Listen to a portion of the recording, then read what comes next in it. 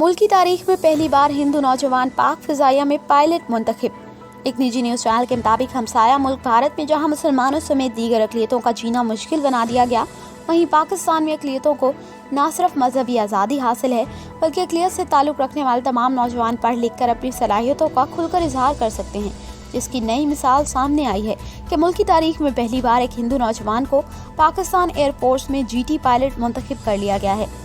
सूबा सिंध के सबसे बड़े जिला तरफारकर से ताल्लुक़ रखने वाले राहुल देव की बतौर पायलट ऑफिसर सिलेक्शन पर अक़लियती बरादरी इंतहाई खुश दिखाई दे रही है। पाकिस्तान के नए जीटी पायलट की खुशगवार तस्वीर भी ट्विटर पर गर्दिश कर रही हैं, जबकि सोशल मीडिया पर राहुल देव से नेक ख्वाहिशात का इजहार किया जा रहा है।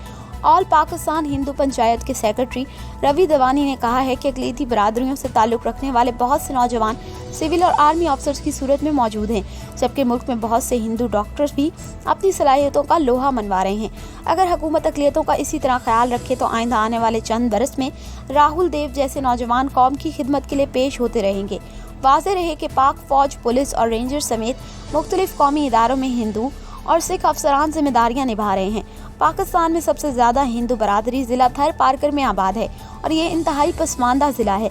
ताहम यहाँ से एक नौजवान का पाक फ़िज़ाइया में बतौर जीटी पायलट इंतखाब बहुत बड़ी कामयाबी है।